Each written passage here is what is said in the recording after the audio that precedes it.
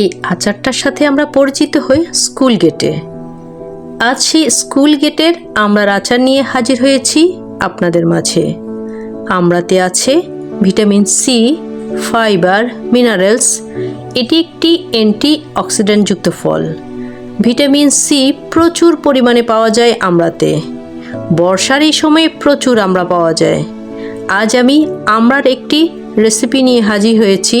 এটা হচ্ছে আস্ত আমড়ার টক ঝাল মিষ্টি আচার।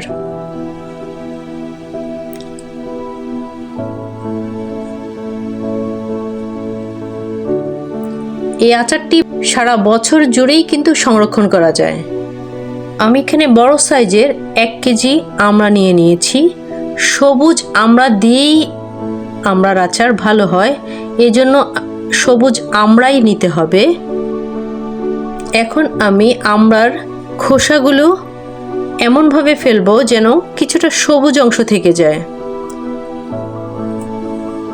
সবগুলো আমড়ার সবুজ অংশটা ফেলে খুব ভালো করে ধুয়ে নিব।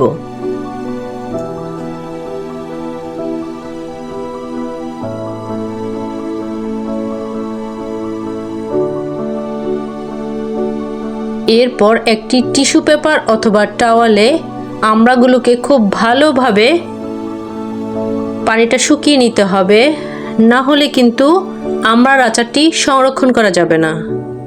এই যে আমি এখানে সবগুলো আমড়ার পানিটা শুকিয়ে নিয়েছি।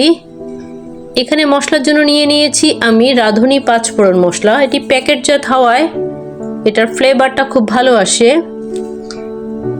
নিয়ে নিয়েছি আপনার 3 চামচ 5 ফোড়ন এবং 3টি শুকনো মরিচ। এগুলোকে হালকা আঁচে আমি একটু টেলে নিব।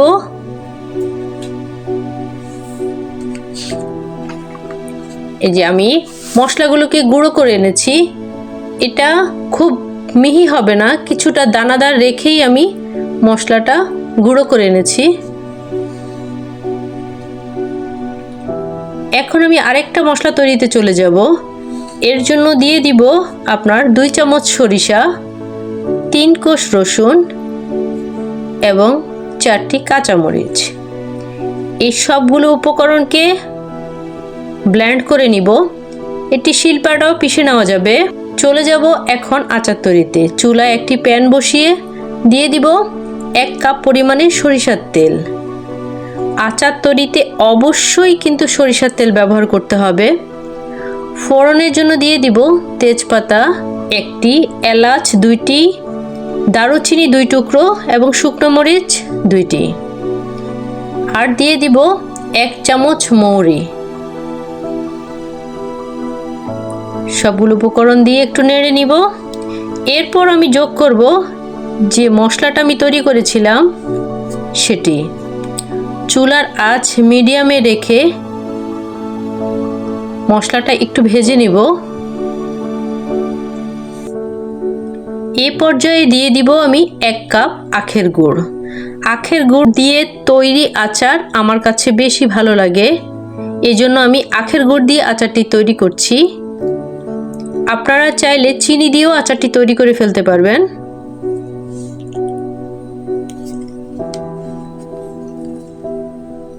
এখন যোগ করব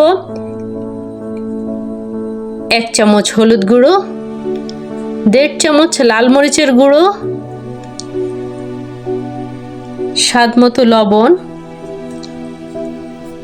এবং আমি 1.5 টেবিল চামচ চিনিও যোগ করে দিয়েছি। আপনারা চাইলে পুরোটাই চিনি দিয়েও তৈরি করতে পারবেন। এই পর্যায়ে আমি আমড়াগুলো এক এক করে দিয়ে দিব এবং একটু উলটপালট করে নেড়ে দিব।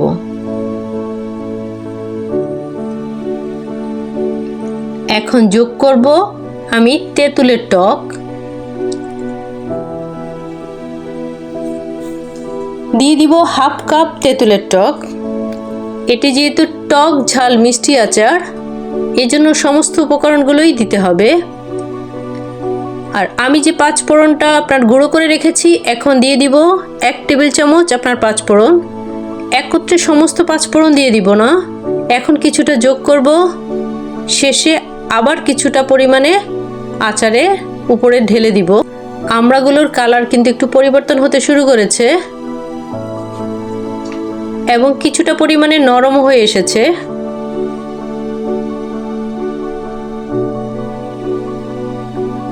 এ পর্যায়ে আমি দিয়ে দিব 4 পিস রসুনের কোয়া এবং 2টো কাঁচামরিচ।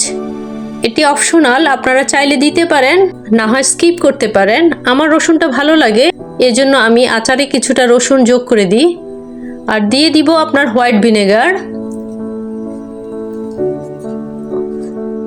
হোয়াইট ভিনেগারটা আচারে দিয়েই কিন্তু বেশিক্ষণ রাখা যাবে না। এটি কিন্তু আচারকে অনেক দিন পর্যন্ত সংরক্ষণ করতে সহায়তা করে।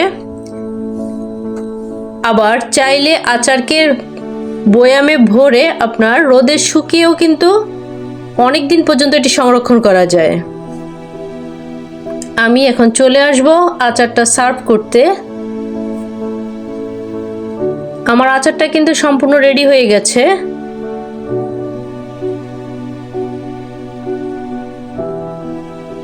দেখুন ভিউয়ার্স, কি সুন্দর হয়েছে কালারটা, এবং আচারটি খেতেও খুব লোভনীয়। এইভাবে আচার তৈরি করে আমরা বিকেলের আড্ডাকে একদম জমিয়ে দিব। তাহলে খুব সহজেই আমরা বাসায় সবাই এই আমড়া সিজন থাকতে থাকতেই আস্ত আমরা টক ঝাল মিষ্টি আচারটা সবাই তৈরি করে ফেলবো। আমার রেসিপিটি যদি ভালো লাগে তাহলে লাইক, কমেন্টস এবং শেয়ার করে আমার পাশে থাকবেন। এতক্ষণ আমার সাথে থাকার জন্যে ধন্যবাদ।